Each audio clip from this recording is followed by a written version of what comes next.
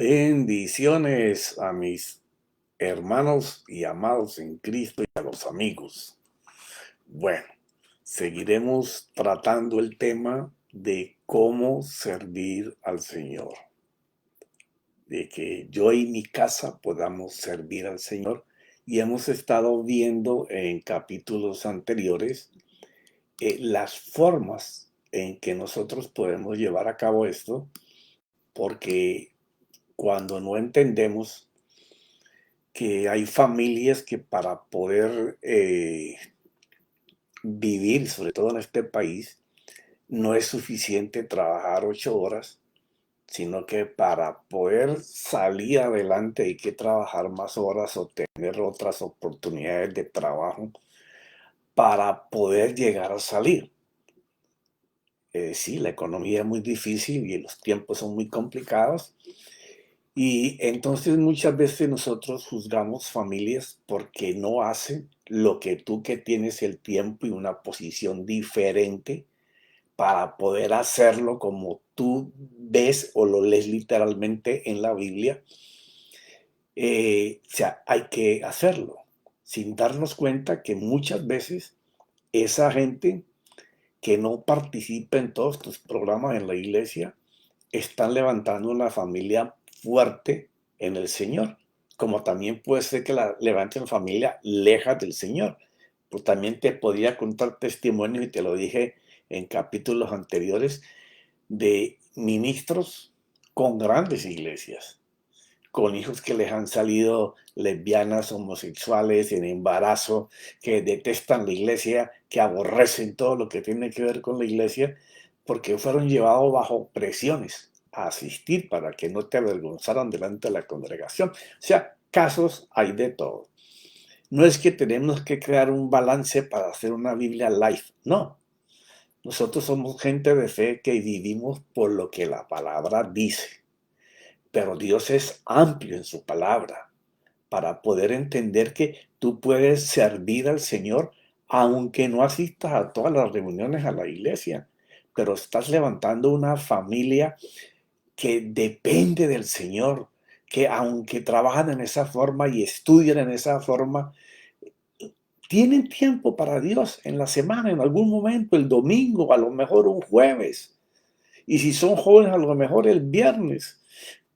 Pero es gente que aprende a depender de Dios, a ser agradecidos con Dios. Porque el que en mi casa y mi familia sirvan al Señor es que nosotros le sirvamos a Él. Claro, se manifiesta físicamente cuando servimos en su obra también. Pero lo más importante es que la familia le sirva al Señor, que sean agradecidos con Dios, que sepan que todo lo que poseen vino por la mano de Dios y que si fue Dios quien nos dio, nosotros podamos dar con libertad al Señor. Tiempo, a lo mejor no puedes leer la Biblia 4, 5, 6 horas, ni orar 1 hora o 2 horas, ni adorar ni 3 ni 4 horas. Pero todas estas cosas las puedes hacer en letras pequeñas. Y a lo mejor tienes una familia de más ejemplo que una familia que vive metido de cabezas en la obra, pero que por hacer eso descuidan hijos, descuidan esposos, esposas, hay divorcios y hay todos los problemas con los muchachos que te conté al inicio. Yo no vengo a traer balance. Yo vengo para que sepamos la realidad del tiempo en que vivimos y cómo levantar familias sanas, dependientes, agradecidas, que caminen por la fe, que aprendan qué es fe y vivan por ella y vivan agradecidos por poder usarla. Entonces, José sabía que lo más importante para su familia era servir al Señor. Su proyecto más grande de vida no era ser rico, o que sus hijos se volvieran ricos, o que toda su familia fuera famosa en Israel. Su gloria más grande no era disfrutar de las bondades que da ser líder, de los apapachos, de los aplausos, de los pibes de victoria, no. Era de poder motivar e inspirar a su familia a servir a Dios. Y esa palabra de servir a Dios, el eje del servicio es que tú sirves porque sabes a quién se lo estás dando el servicio. Sabes el amor que tú tienes por esa persona, porque sabes cuánto te ama y todo lo que hizo para pagarle el precio de la cruz, para que tú y yo fuéramos salvos, para que nuestra vida fuera cambiada, para que nuestra manera de pensar se enfocara en sacar adelante una familia de la mano de Dios, de tener una empresa o un empleo en donde no tengas que hablar de Biblia, pero tus hechos, tus palabras, tu manera de hablar dicen quién crees y en quién confías. En este versículo que Josué hace la declaración sobre que él y su casa van a servir al Señor, a él no le importaba lo que dijeran los demás israelitas, ni lo que dijeran las otras familias, porque él estaba enfocado en que su familia fuera en fe, agradecidos a Dios y amaran a Dios. Él estaba estableciendo para su casa que era lo correcto, porque hay que tener en cuenta la posición de liderazgo que él tenía. A lo mejor él tenía, sí, muchas obligaciones porque manejaba un pueblo de millones de personas. Pero a pesar de eso, él tenía tiempo para que su familia pudiera ver la fe que Josué enseñaba. Él tenía tiempo para que su familia pudiera ver cómo él amaba a Dios. Porque jamás nuestros hijos van a aprender por las palabras que le digamos. Nuestros hijos van a aprender por los hechos que nos vean a nosotros hacer a favor de Dios y a favor de ellos. La única manera de honrar al Señor es entregándose a Él en una vida de servicio fiel. Y quiero hablar sobre esto de servicio fiel. La palabra fiel quiere decir que Dios puede confiar en nosotros. Así como cuando un esposo le es fiel a una esposa o la esposa a él, puede estar tranquilo, puede ir para donde él vaya y ella o él no está esperando una traición, porque sabe que esa persona es fiel. Lo que usted tiene en mente es servir a Dios a través de una relación exclusiva de entrega a Dios. Y aquí es donde tenemos que poner mucha atención. No podemos servir a Dios pensando que lo servimos si estamos de cabeza en la obra. No, no, no, no. Yo sé que tenemos que trabajar en la obra, porque si no fuera así, las obras no crecerían. No tendríamos una congregación que llamamos iglesia, ni un lugar donde reunirnos, ni recibiríamos las palabras que recibimos, ni la adoración que le podemos dar al Señor, ni la fraternidad con los hermanos. Yo lo sé. Pero lo más importante es la entrega, la relación que tengamos con Dios y que podamos influenciar a nuestros hijos, a nuestras esposas, a nuestros nietos y a todo el que esté cerca de nosotros de la dependencia a Dios. Y aún mucho más radicales cuando podemos enseñarles a temer a Dios.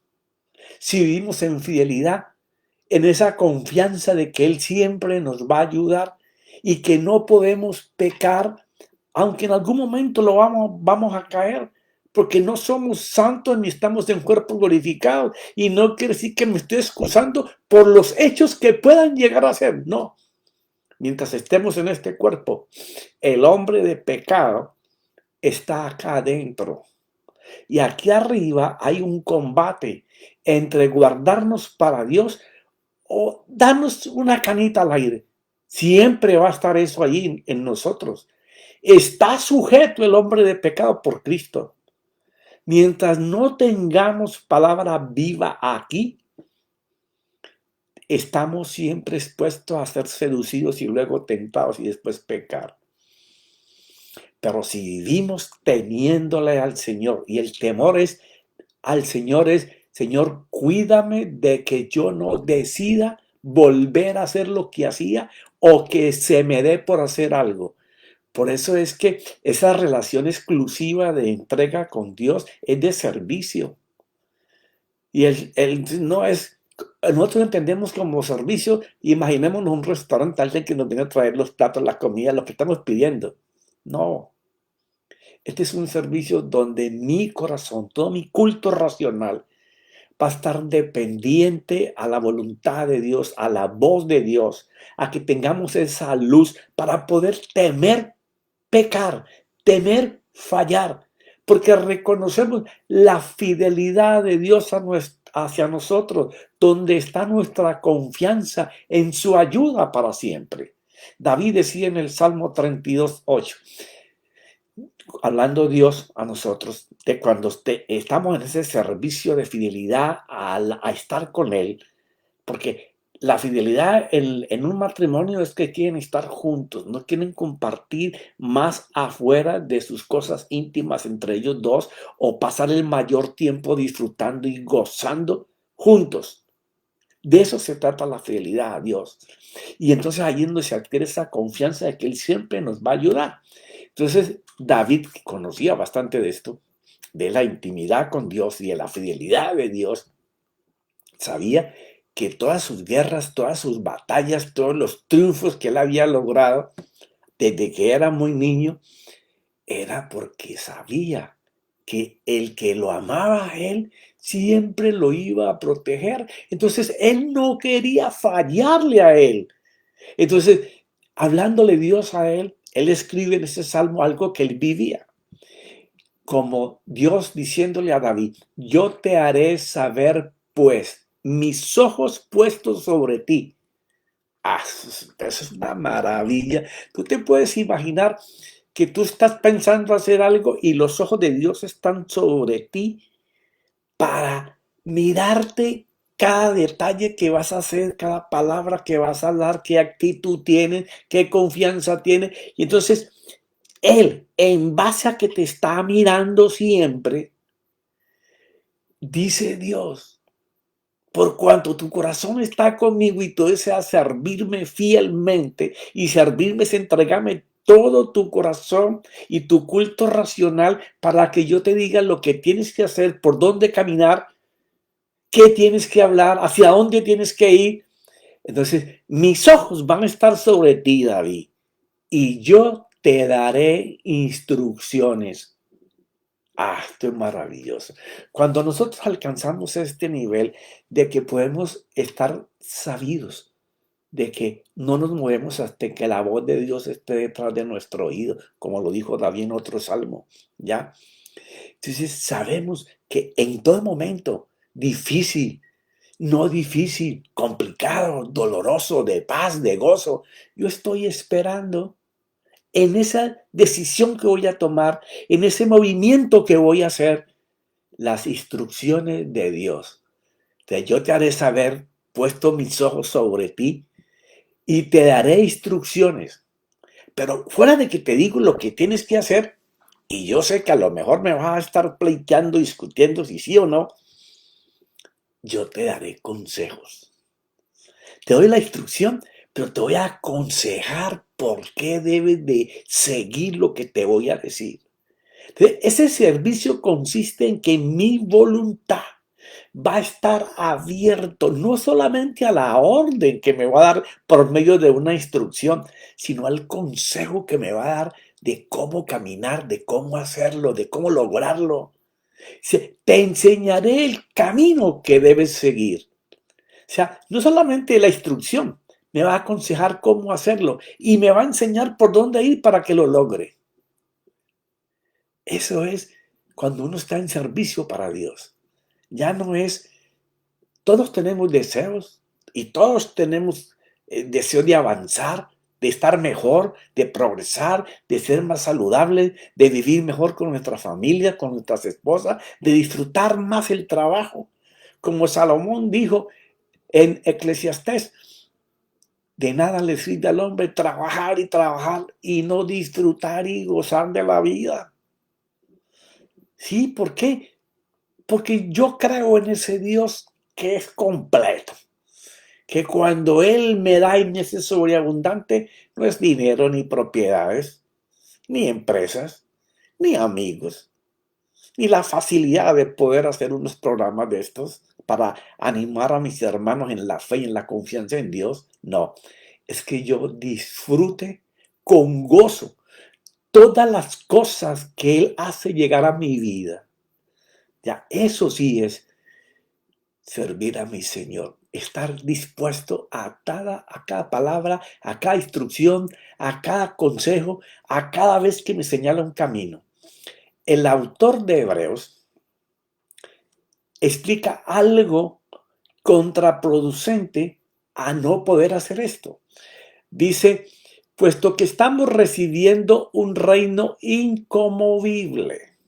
O sea, el reino de Dios sobre la tierra, que es a base de fe, y una fe que gira en el amor que Dios nos tiene y que trae resultados por el amor que yo le tengo. Eso es bellísimo.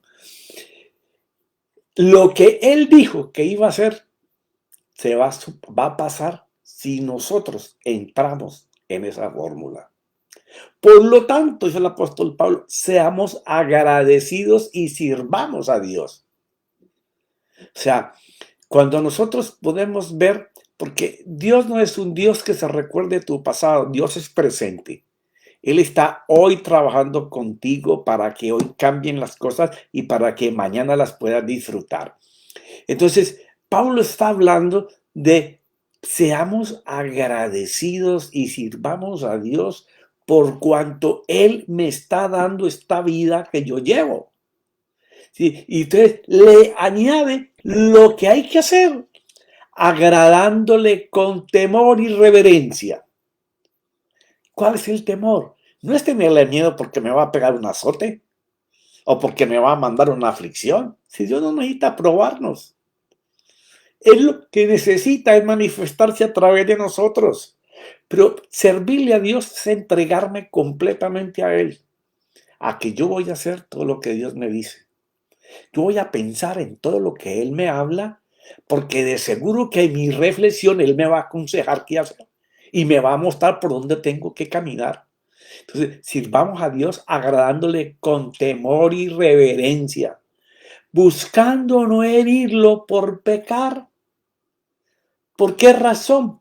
Cuando desobedecemos, pecamos. Cualquier desobediencia en contra de la orden de Dios es pecado. Dice Pablo, porque nuestro Dios es fuego consumidor. Si estamos en Él, sirvamos. ¿Por qué? Porque en la medida que nosotros damos esa voluntad, ese corazón, intención, sentimientos, apegos a Él, Él nos irá purificando día a día. Nuestra conciencia mala va a ser cambiada a una conciencia nueva, una conciencia con valores de Dios, porque vamos a deshacer en la conciencia aquello que nos juzgaba y nos invitaba a hacer cosas que reprochan la voluntad de Dios. Eso está en Hebreos 12, 28, 29. Pero sigamos en Josué. Entonces Josué, que sabe esto, de qué es la manera en que se tiene que servir al Señor, porque primero hay que servirle al Señor. Hay mucha gente que sirve en la obra, pero no le sirven al Señor. No le sirven al dueño de la obra, sino a la obra. Y están tan embolatados y tan metidos en la obra que se olvidan de servir a Dios. Hay que servir a Dios porque sirviendo a Dios, Él hace que el servicio de la obra no sea una carga, sea de gloria, de manifestación de su poder. Josué, entendiéndolo, en el capítulo 24 que estamos hablando, el versículo 15, dice, deben tomar una decisión. Y si os parece bien, al Señor escoged hoy a quién habéis de servir. Si a los dioses que sirvieron vuestros padres que estaban al otro lado del río, a los dioses de los amorreos en cuya tierra habitáis, a quienes adoráis a sus ídolos, a ellos reverenciáis, a ellos sacrificáis hasta hijos, que comenzáis a darlos por ofrenda, y estás agradeciéndoles a ellos y adorándoles a ellos a cosas hechas por los hombres. Pero yo y mi casa serviremos al Señor. O sea, hace una diferencia. Ellos están consagrados a cosas de que el hombre hace. Y él está consagrado a una sola cosa, a Dios, quien hace todas las cosas. Entonces, dice la escritura ahí, siguiendo el capítulo, en el versículo 16 al 18 en adelante, el pueblo respondió y dijo: lejos esté de nosotros abandonar al Señor para servir a otros dioses. Ahora fíjate, la respuesta del pueblo esconde las intenciones detrás de las palabras, que esto es bien importante. Tú puedes engañar a cualquiera, pero al que está arriba no lo puedes engañar. Él conoce tus intenciones y tus pensamientos antes de que tú los pienses para hablarlos. Porque el Señor nuestro Dios es el que nos sacó. Comienza a ver las cosas por las cuales ellos van a servir a Dios, pero en ninguna de ellas nombran la manifestación del amor de Dios por ellos ni el amor de ellos por Dios. Que aquí se basa el tema. Dios que nos sacó a nosotros y a nuestros padres de la tierra de Egipto, de la casa de servidumbre, el que hizo estas grandes señales delante de nosotros y nos guardó por todo el camino en que anduvimos entre todos los pueblos entre los cuales pasamos, y el Señor echó de delante de nosotros a todos los pueblos, incluso a los amorreos que moraban en la tierra. Nosotros pues también serviremos al Señor, porque Él es nuestro Dios. En ninguna parte tú ves una manifestación o una aclamación o valorar cuánto los amaba Dios, que los sacó de esas servidumbre, los liberó de todos los pueblos para entregarle las tierras prometidas. No, no. Ellos están hablando es de los hechos que Dios hizo para sacarlos a libertad. Lo decían porque estaban agradecidos por su protección, porque gozaban de la libertad, pero sus corazones iban tras sus intenciones y deseos personales y no fueron fieles. Porque eso lo narra toda la Escritura. Hay gente que recibe mucho del Señor y se acostumbran tanto a recibir que se olvidan de servir a Dios. Y ese es el momento peligroso para que yo y mi casa nos sirvamos a Dios. A la familia de Dios no se le puede olvidar jamás que Dios los sacó de donde te haya sacado, de tierras lejanas, o solamente de un pueblo a otro pueblo, o de un barrio a otro barrio, o que te hizo reinar en ese barrio, porque Dios te amó, porque Dios te miró con sus ojos sobre ti, sobre tu respuesta, y te aconsejó, te dio palabras, te dijo por dónde caminar, por dónde ir. Entonces, ellos cuando no entienden, piensan que es una obligación que Dios tuvo con ellos porque lo había hablado a Abraham. Entonces, no tenían que agradecer tanto, solamente lo iban a escoger por los beneficios que servían.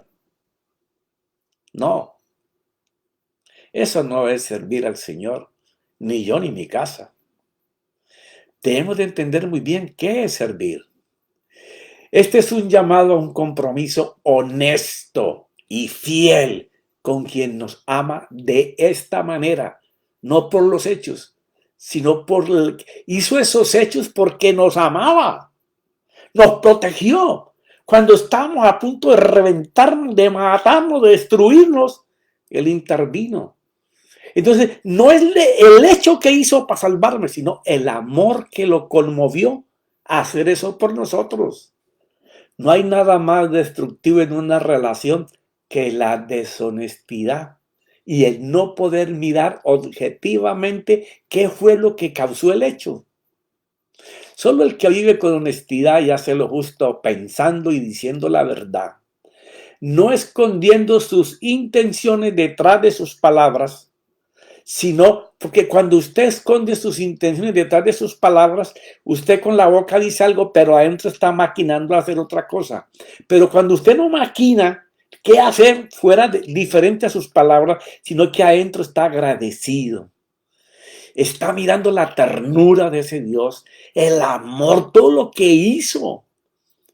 2000 años atrás ya había previsto, había proveído salvación, provisión, salud, negocio, familia, empresa, hijos, nietos, trabajo.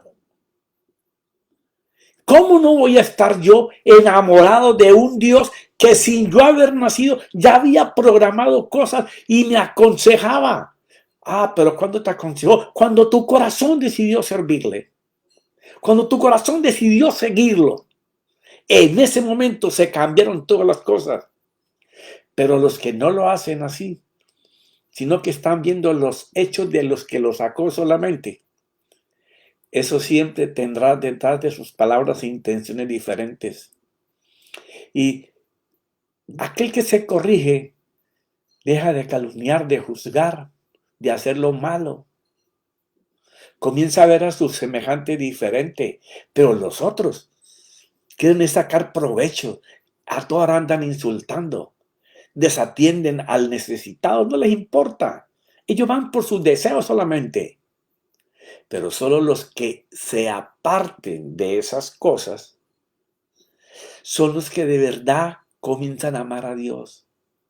Comienzan a despreciar todo lo que hacían malo para comenzar a hacer lo que Dios les está aconsejando, diciendo. Contemplan cómo Dios los mira para guiarlos. Estos son los que de verdad desean seguirles. Pero este pueblo, cuando José les dio semejante reto, ellos tuvieron que escoger a quién servir, o a Dios o al Dios de las demás naciones. En el momento del compromiso al que los retó Josué, ellos dijeron sí, pero sus intenciones eran otras. Y una vez que hicieron un pacto de seguir al Señor y que todo pensó Josué que iba a estar bien, pero delante de Dios, Dios sabía sus intenciones. Comenzaron a desear la vida que los demás vivían y se apartaron de Dios porque su compromiso fue sin arrepentimiento hacer lo malo y nunca pudieron ver el beneficio de Dios de donde los sacó en el momento de la vida que estaban viviendo. No sé tu momento en que Dios te rescató en enfermedad, en dolor, en divorcio, en aflicción, en problemas de separación, de pérdida de hijos que se van destruyendo, pero en algún momento Dios intervino en tu vida. El arrepentimiento no es a lo que hiciste malo, aunque hay que arrepentirse. Es no haber mirado que ese hecho sucedió porque Dios te ama tanto que decidió rescatarte. Y cuando tú miras el amor que Dios te tiene por lo que hizo eso, tú comienzas a mirar diferente a Dios. Ya no lo miras por el poder creativo o el poder de hacer cosas. No, ahora lo miras porque sabes que sus ojos están siempre sobre ti. Que Él está listo a aconsejarte detrás de tu oído y a darte una palabra y a decirte cómo tienes que hacerla, porque dice que te aconseja, te dirige y te abre el camino. Es bien importante que aprendas que servir a Dios, nadie lo puede hacer si primero no le ama. Y no le va a amar si no reconoce de dónde lo sacó. ¿Y qué hizo Dios? A lo mejor te trajo de los confines de la tierra a un lugar donde te podía hablar. A lo mejor llegaste a una aflicción terrible donde te sentías morir, pues de ahí te sacó. A lo mejor estabas a punto de morir y de ahí te salvó. A lo mejor estabas pasando una miseria, una pobreza horrible que tú nunca habías estado ahí. Pero cuando clamaste, Él vino y te salvó. No es el hecho. Es lo que causó el hecho. Cuánto nos ama nuestro Dios. Aprendamos a amarlo no por lo que hizo, sino por lo que lo llevó a Él a hacer eso. La manera en que Dios nos ama. Pero mis amados, se me terminó el tiempo. Estaremos el próximo viernes con la continuación de esto. Padre, te doy gracias porque por nuestro Señor Jesucristo nosotros podemos conocer cuánto tú nos amas. Y por ese Espíritu Santo que nos puedes revelar sobre tu palabra las cosas que tú planeaste, ya hiciste, pero que se van a dar en nuestra vida ahora. podemos ver el infinito amor y ese amor eterno con que tú te manifiestas a nuestras vidas. Y cosas que faltan por manifestar es porque no hemos podido ver cuánto tú nos amas. Gracias, Espíritu Santo, en el nombre de mi Señor Jesús. Amén y amén.